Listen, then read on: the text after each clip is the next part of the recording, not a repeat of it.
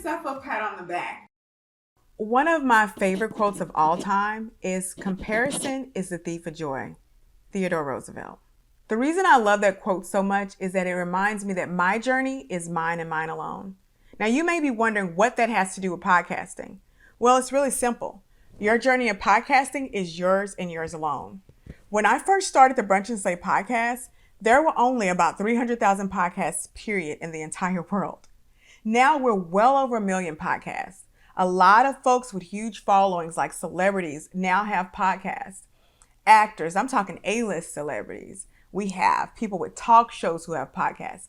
And if I weren't laser focused and super sure of my avatar, I would be intimidated by that. But because I know who my avatar is, I know what my tribe wants and why they check in each week, I am literally unbothered by any other competition. Now, your perspective and your avatar's needs are unique to you and your brand alone. And when you incorporate them and you keep your avatar first and foremost in everything you do, you're always going to create content that resonates with them. I like to talk about the cheeseburger theory. Now, this is not a theory that you're going to find in textbooks, but it's my way of reminding myself that there is nothing new under the sun.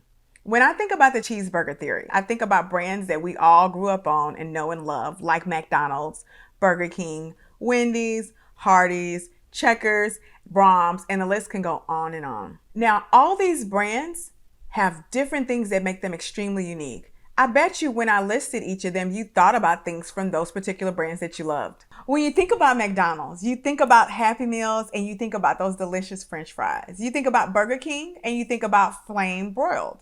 You think about Wendy's and you think never frozen. Now, I could go on and on about the differences and idiosyncrasies of each brand, but the reality is they all serve burgers and they all have different things that appeal to you to make you go to them at different times. That's how you should think about your podcast.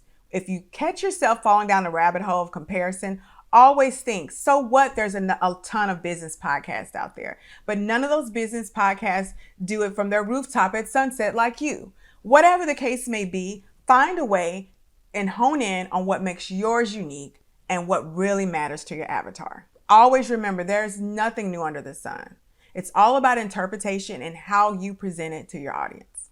When it comes to podcasting, there are a ton of great podcasts for you to listen to and find inspiration. There's the Almost 30 podcast, where two girlfriends talk about life approaching 30 and what it means to them. You have Jesus and Jollof, where two girlfriends who just happen to be first generation Nigerian Americans talk about the woes and the life of growing up and the high expectation of their Nigerian parents and all the stories of their success that go along with it. You have Yes Girl, where the editors of Essence magazine talk to celebrities and shine a light on different projects and up and coming things that really matter in the African American community.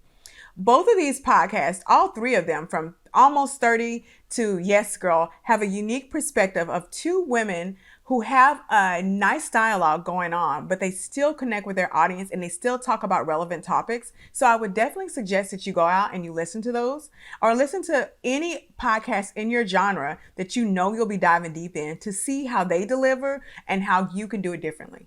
Now, when I first began the Brunch and Slay podcast, I was a bit of a podcast junkie. I would take long walks and listen to podcasts for hours on hours, and there were different things that I loved about them all. The great thing was I didn't just listen to one genre. I would listen to business, I would listen to girl talk, I would listen to how-tos.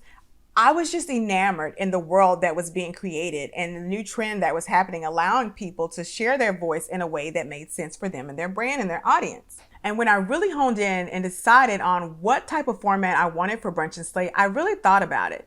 I wanted something that was easy to digest. I'm a person who's not a big fan of podcasts that last for hours. There are some podcasts that literally last for 12 hours. There are podcasts that actually help you fall asleep. I knew I didn't want to be in that category. I wanted something for about 30 minutes. As I told you before, my avatar is on a commute or she's at the gym.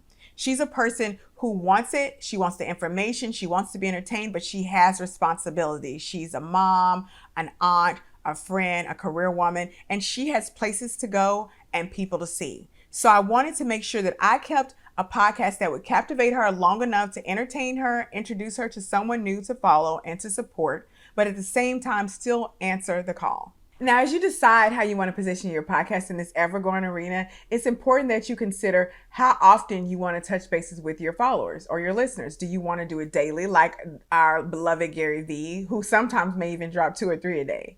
Do you want to do it weekly, like the Brunch and Slate podcast? Or do you want to do it monthly? Now, I am going to suggest that you do something at least weekly. Monthly may be a bit far out, unless you're doing particular event series or things that people know happen once a month. If it's the full moon podcast, that might be something cool, you know? So you want to really dive in deep. And if you're going to do it daily, you make sure you're giving relevant information, no matter what. Think about your avatar. Would your avatar want to listen to this? How can you repurpose it? And what does it mean for them? And how does it bring value to their day? I know I've given you a lot to think about. Take some time to digest it and really think about the best form of delivery for your tribe and for your listeners. And I'll see you in the next module.